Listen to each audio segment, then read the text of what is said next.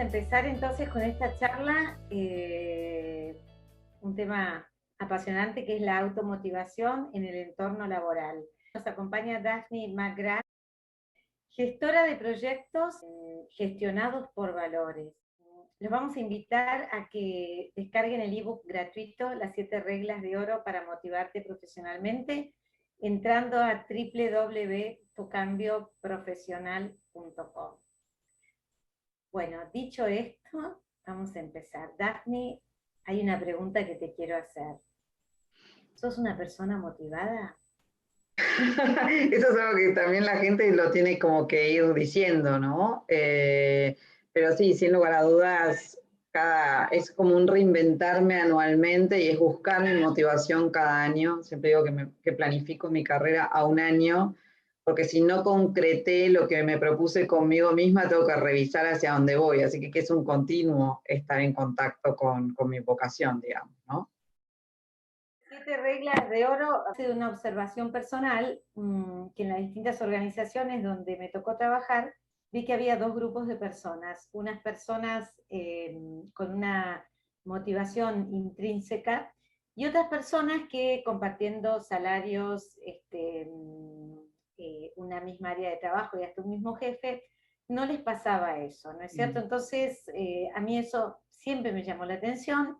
Y entonces con los años, formándome en coach, inteligencia emocional, etcétera, empecé a encontrar unas respuestas para eso y también me di cuenta que todas las personas, sean motivadas o no, atraviesan distintos momentos y me di cuenta que había algunas características o algunas actitudes, ¿no? Que si las aplicamos, podemos volver a encontrarnos con la motivación personal, aunque no pertenezcamos al grupo de los súper motivados.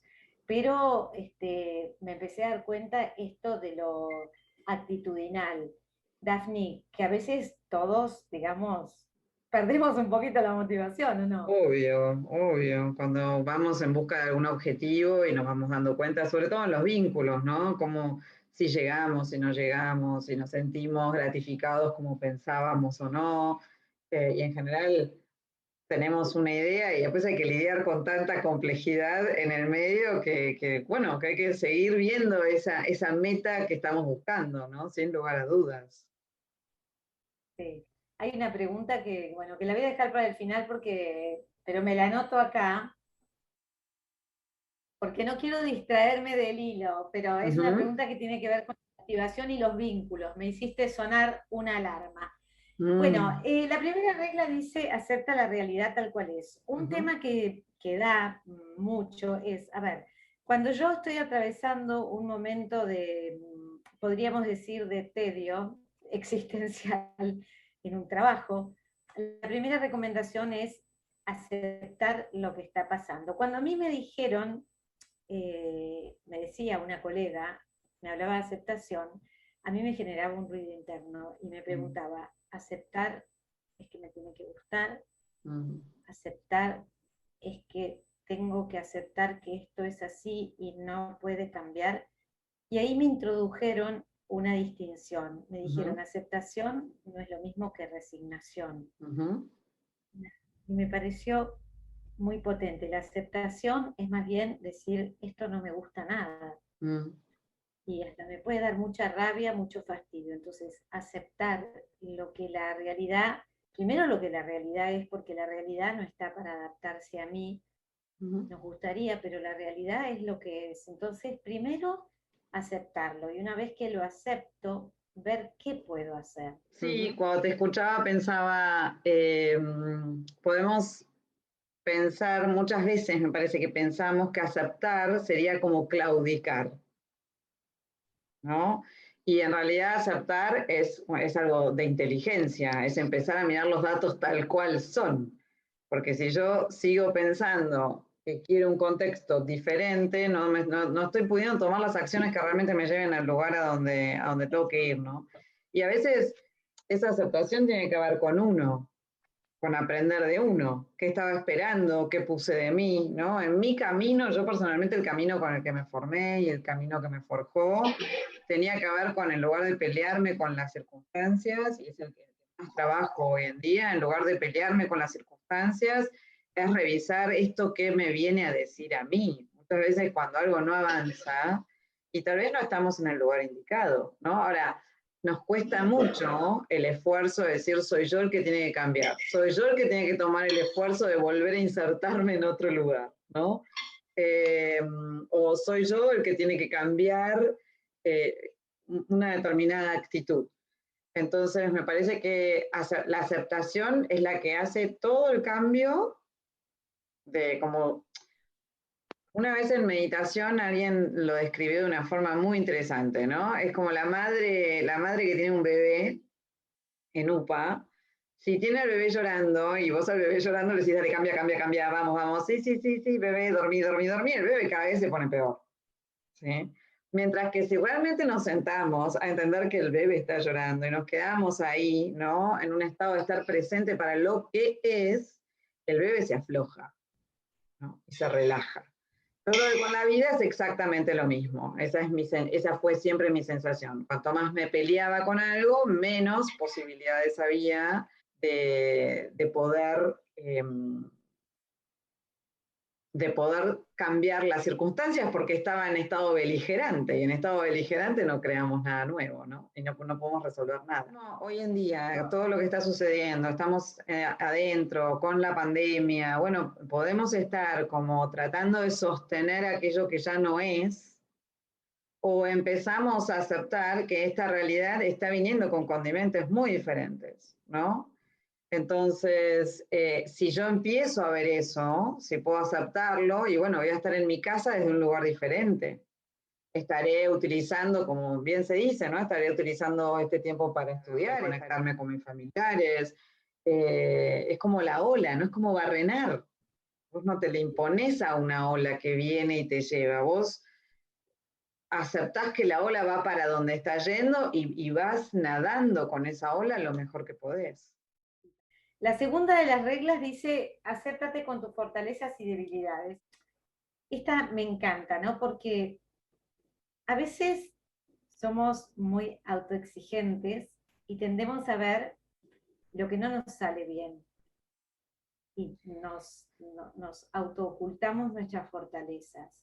Y este es un tema que me parece que tenemos que aprender a ser justos o justas con nosotras mismas, con nosotros mismos, porque no es que a veces somos hiper exigentes, hipercríticos, y eso no está bueno.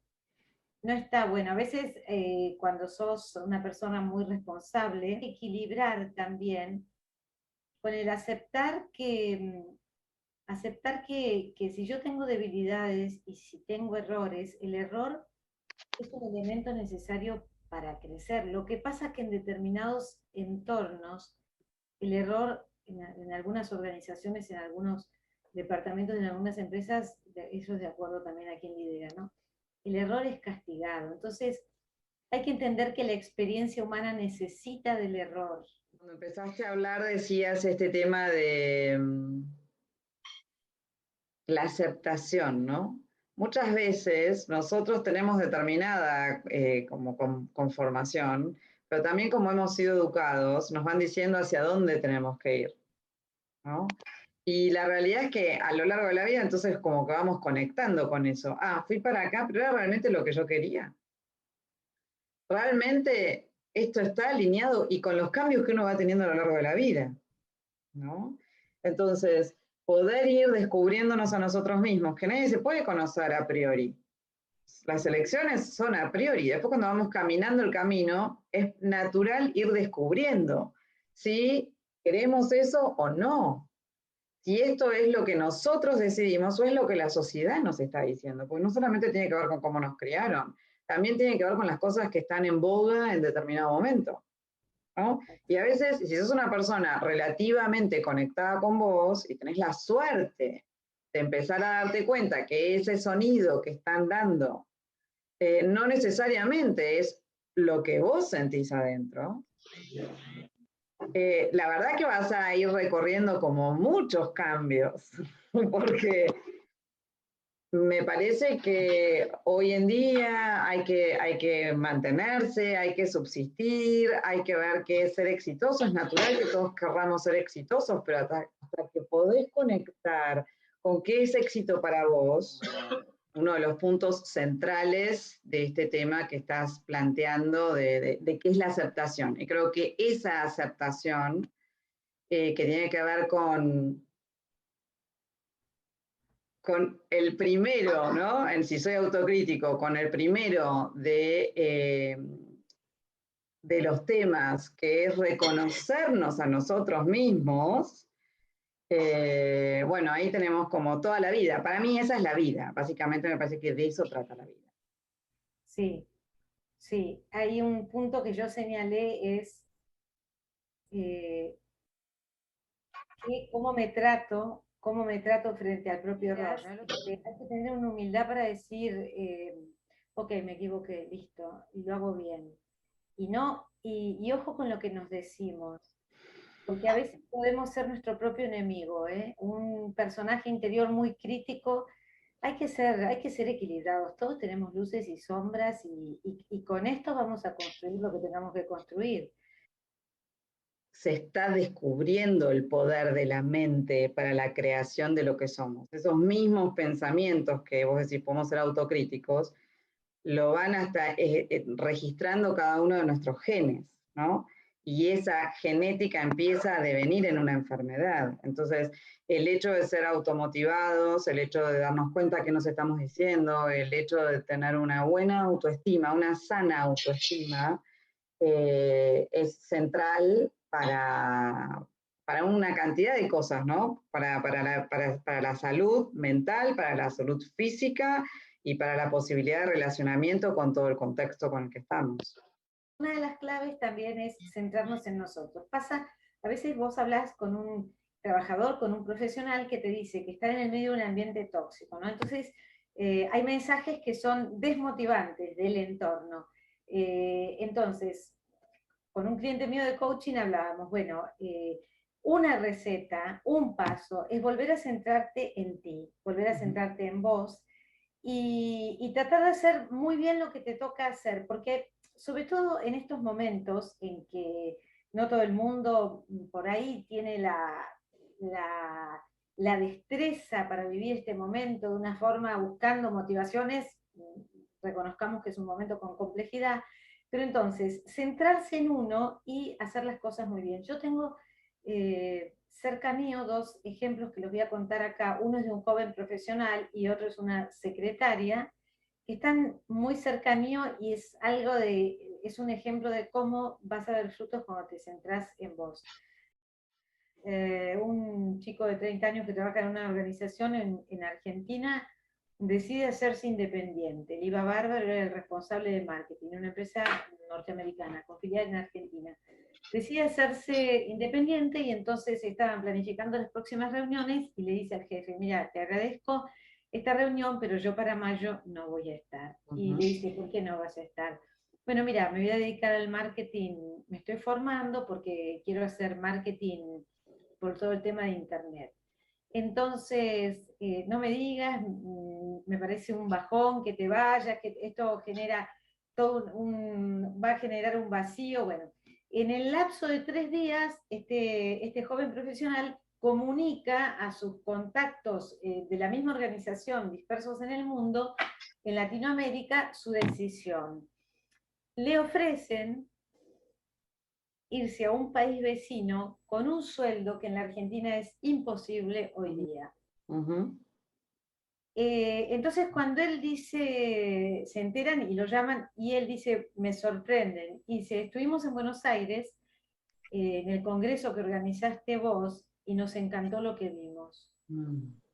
Entonces, si vos no estás centrado en vos, alineado, y no estás dando lo mejor de vos, o sea, a veces no tenemos la conciencia, pero esto de que siempre hay alguien que te está mirando. El segundo caso es una excelente empleada administrativa que se queda sin trabajo en una empresa y entonces era la última que había llegado, reducción de plantilla, Y entonces, a raíz de los comentarios que habían llegado a gente del entorno, le ofrecen hacer un coaching gratis a la chica esta, porque alguien Ujú. sabía que esta persona era súper capaz, inteligente, pero sobre todo la actitud. Y sale toda la empresa a volcarse en ayudarla. Entonces yo siempre digo, centrado en vos, haciendo lo mejor posible, haciendo crecer tu puesto, esto es verdad que nunca sabes quién te está mirando.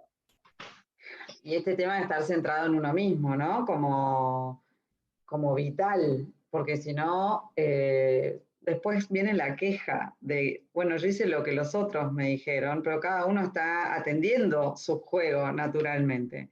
Entonces me parece como, eso es algo que trabajamos muchísimo a lo largo de todo. Vos empezaste diciendo que yo me dedico a, a ayudar a tantos jóvenes profesionales y básicamente lo que hacemos siempre es generar espacios para que ellos se puedan lucir haciendo lo que les gusta, ¿no? Como que, bueno, si esto es a lo que te dedicas, estos son los espacios en los que podrías. Muchas veces con todo el tema de cuando uno quiere cambiar de carrera o cuando quiere empezar un camino nuevo, la importancia de sin necesidad de que tengas un trabajo, en lugar de quedarte en la carencia de todavía no estoy ahí, no tengo contactos, bueno, ¿cómo haces vos para empezar a relacionarte con esos lugares? Porque siempre hay alguien que tiene una posibilidad. El otro que decía, no hay nada mejor que los grupos de la gente motivada, porque si cada uno puede empezar a expresar lo que quiere, ¿no? En esa expresión, seguro que vas a encontrar a alguien que tiene esa posibilidad, porque nos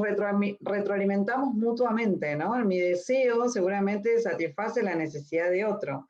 Entonces, al estar activos, al estar en la sociedad, moviéndonos, definitivamente, como esto de hacer bien sin mirar a quién, ¿no? Dijiste, a los jóvenes profesionales les damos un espacio para que hagan eso que a ellos les gusta. Yo voy a agregar eso que les sale también. Y ese tema es el tema de las fortalezas. Justamente un autor que a mí me encanta, Martin Seligman, el padre de la psicología positiva, relata él que tiene que acompañar durante un tiempo a una joven camarera en Estados Unidos, estaba súper desmotivada y por motivos X no podía dejar su trabajo. Entonces empieza, digamos, el acompañamiento este terapéutico y Seligman le dice, bueno, eh, decime, háblame de tus fortalezas, entendiendo por fortalezas esos rasgos psicológicos que nos acompañan a lo largo de toda la vida. Y entonces la chica le dice, bueno, lo que a mí siempre me ha distinguido ha sido una altísima sociabilidad. Entonces, recordemos, el problema de la chica era que estaba con una desmotivación, pero atroz. Bueno, entonces sigue trabajando con Martin Seligman, entonces le dice, bueno, vas a hacer una cosa, vas a pararte en esa alta sociabilidad que vos tenés, que en este momento estaba apagada, no es que no la tenía, pero se había apagado. Y entonces vas a empezar con un nuevo periodo de este trabajo, subida en esa alta sociabilidad. Y entonces, ¿qué pasa? Claro, yo lo cuento simple, pero retoma el entusiasmo. Entonces, lo que también se le dice a la gente es, en tiempos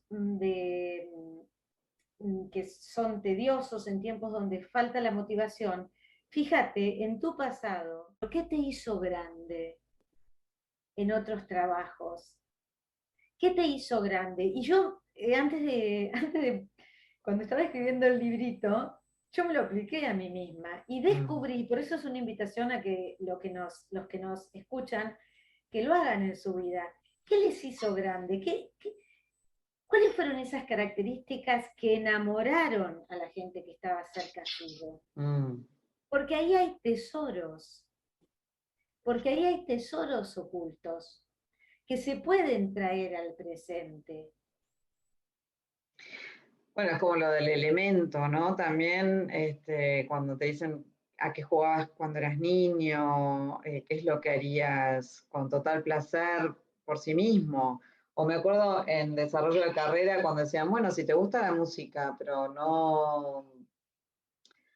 no tenés un oído musical. Tal vez podés hasta trabajar en la discográfica, ¿no? En la cual vos vas a estar en ese elemento que a vos te mantiene motivado para poder cada vez hacer una mejor performance en aquello que quieras. Como que es importante este tema de, bueno, de cómo registramos nuestros placeres y nuestra motivación. Ahí sí tiene que ver con no claudicar, ¿no? Con saber a qué le digo que sí y a qué le digo que no.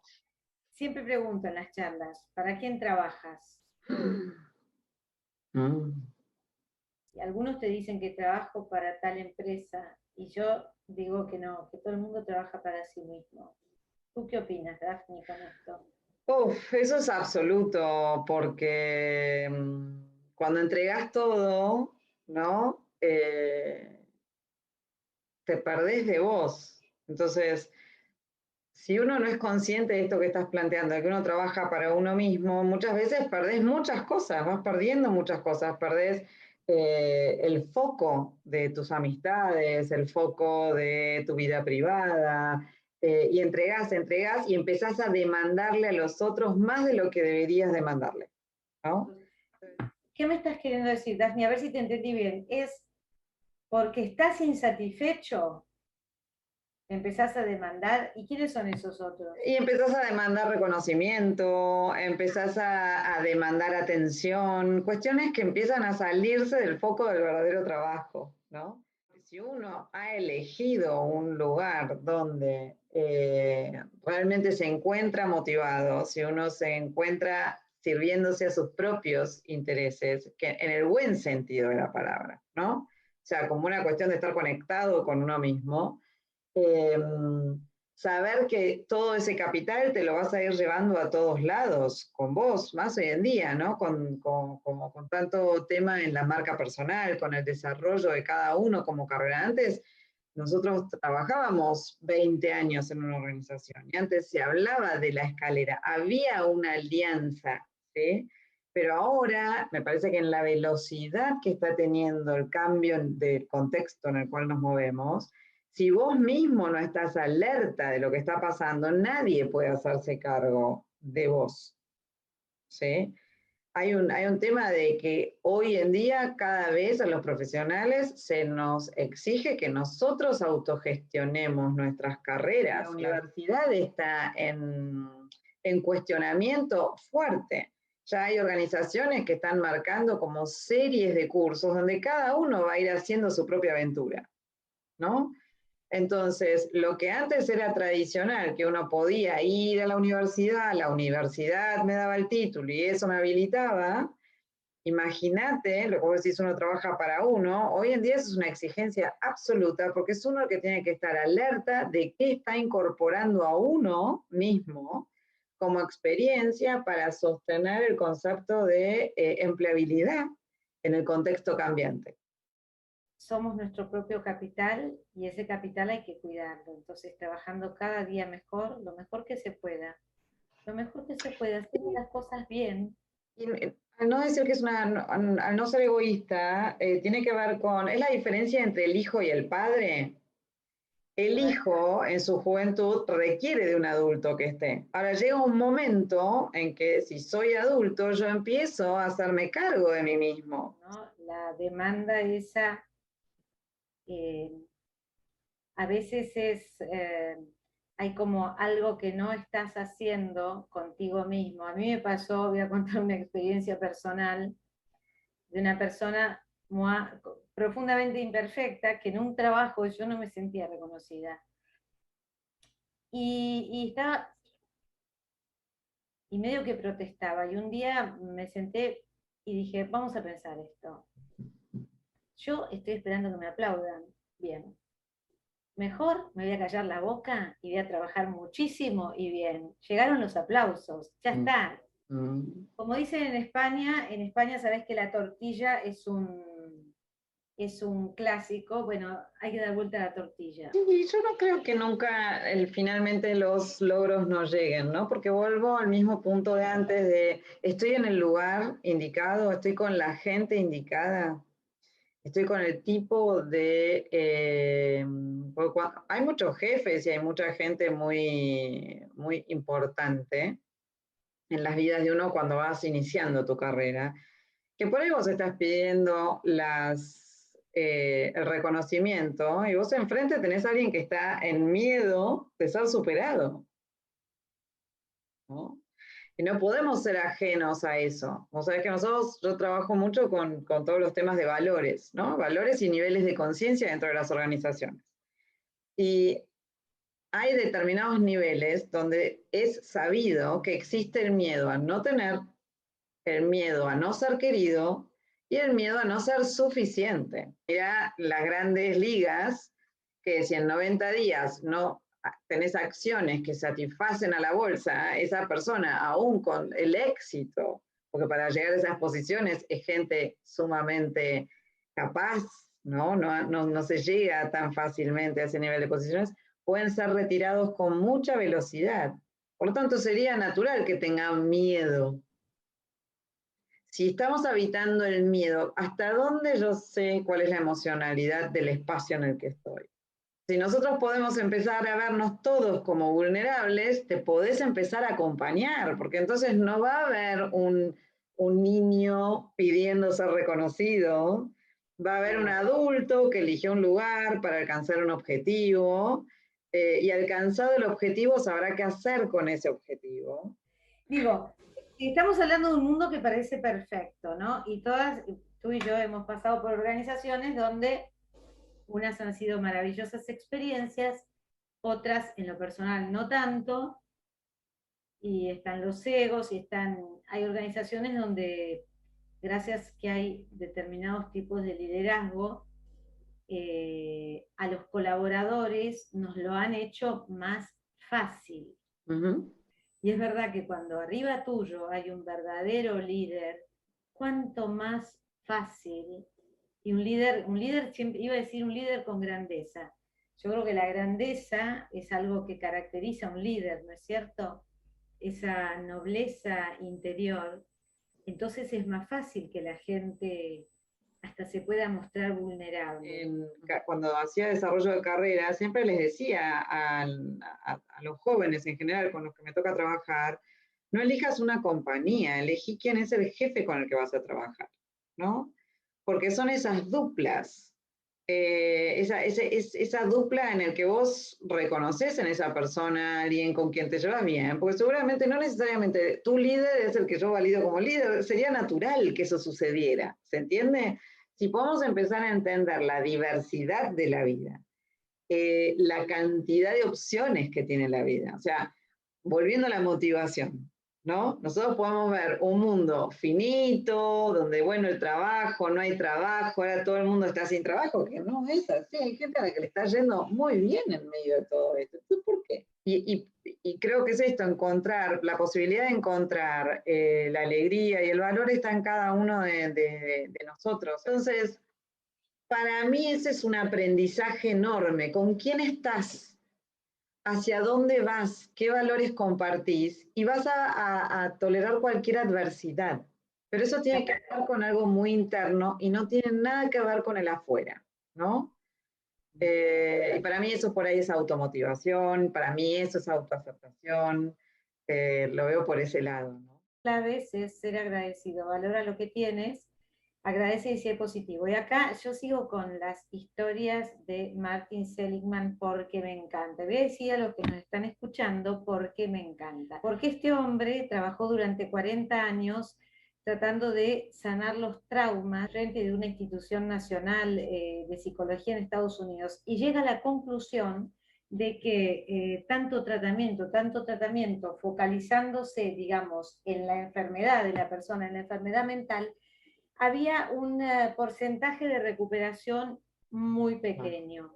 Entonces, empieza a darse cuenta que tenía que tocar otros resortes, y esos resortes son las fortalezas, y entonces consigue una beca de varios miles de euros, y junto con un colega también muy destacado, durante 3 años se abocan a estudiar cuáles son las fortalezas y las virtudes, sobre todo las virtudes comunes a las grandes religiones y a los grandes filósofos, desde Aristóteles, Platón, Santo Tomás de Aquino, todo lo que se te ocurra. Entonces hacen un planteo de 6 virtudes fundamentales y casi universales y derivan de esas un total de 24 fortalezas.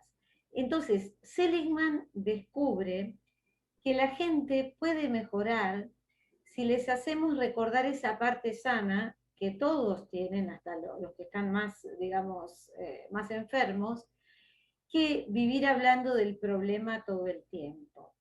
Y descubre entonces que hay una alegría, y esto lo da en los cursos, él es profesor de la Universidad de Pensilvania, y entonces les hace, por ejemplo, descubrir a sus alumnos del MBA, o sea, no necesariamente de psicología, qué cosas los hacían felices. Y a través de los ejercicios que les da de una semana para la otra, de las charlas, los alumnos van encontrando que hay como dos tipos de alegría. Una alegría vana, que sería, me tomo una cerveza con mis amigos, la paso bomba, veo una película. Y hay otra alegría que tiene que ver con el altruismo y con los actos de generosidad.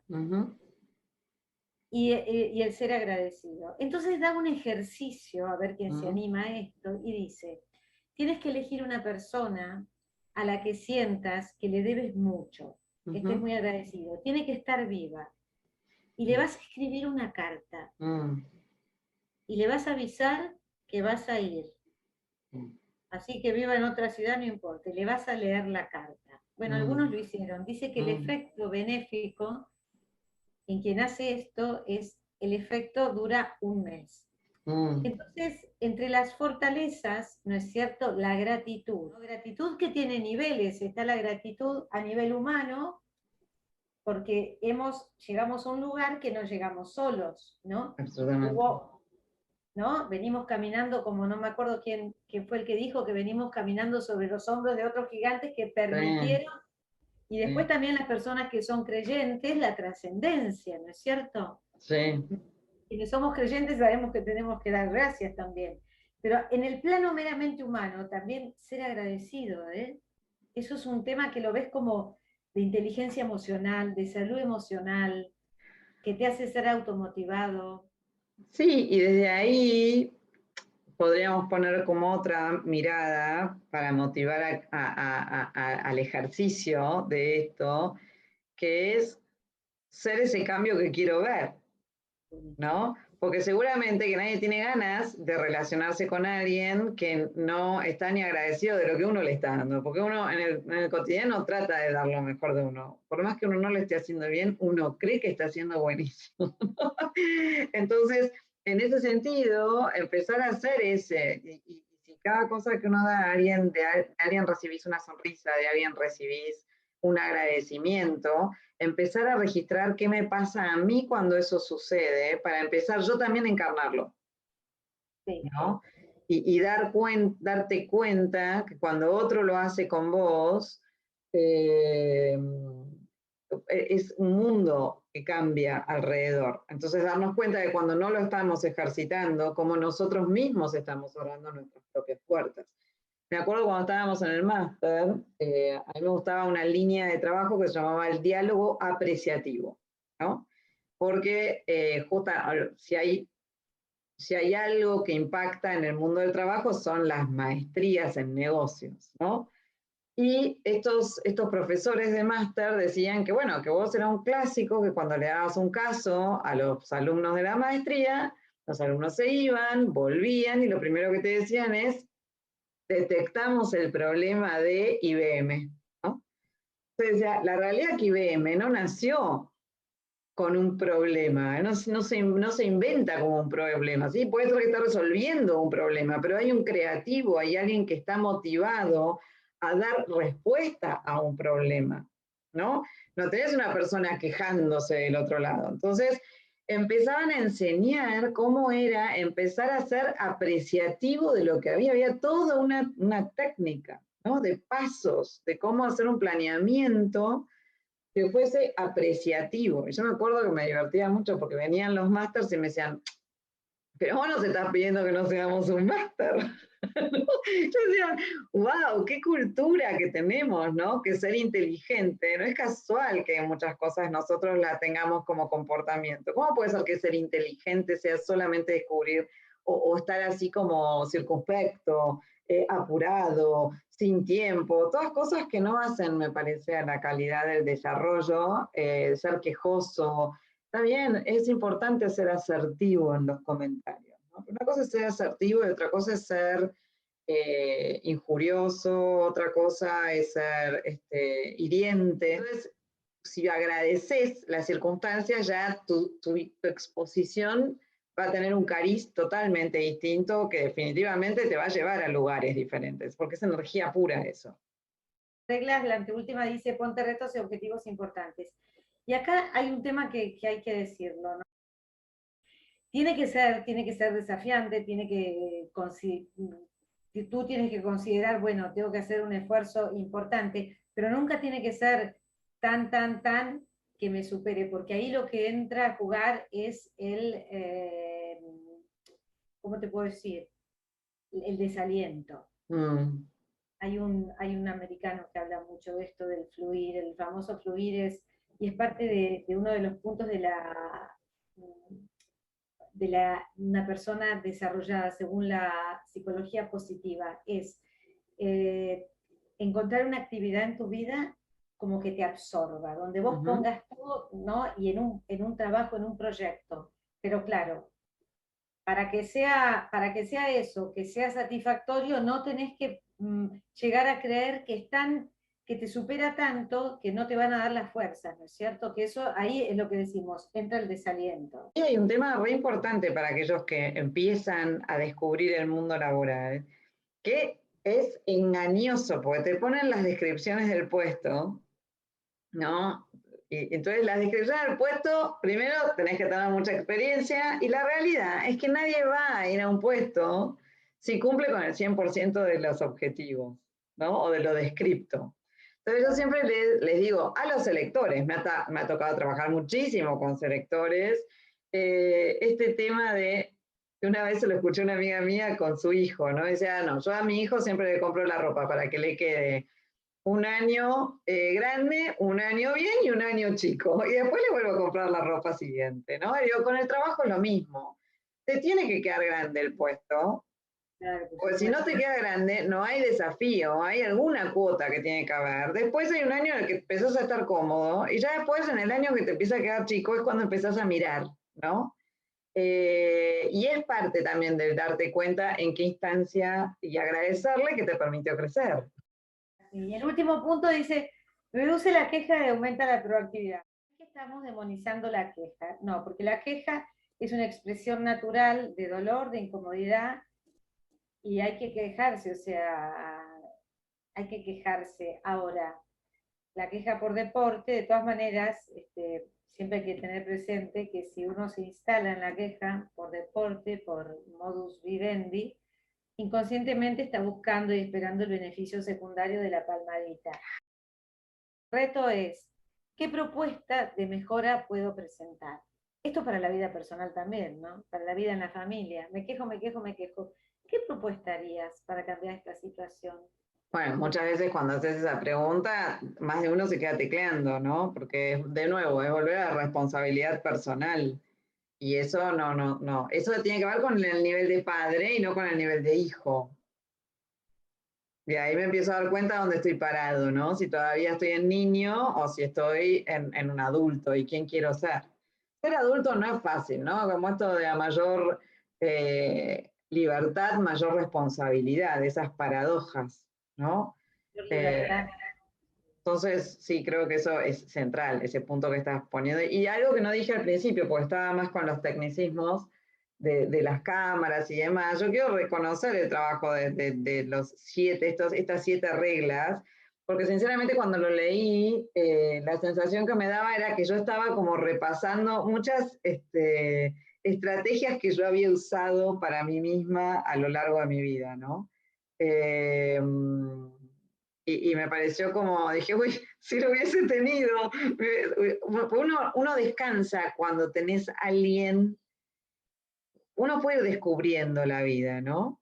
Pero Ah, fíjate que vos te remitís a Seligman y yo me podría remitir a tantos otros en los libros. Somos de ir con otros y te calma eso, ¿no? Porque, bueno, estoy recorriendo el camino que otro también, no estoy solo en este recorrido. Por eso también son tan importantes los adultos en nuestra vida, ¿no?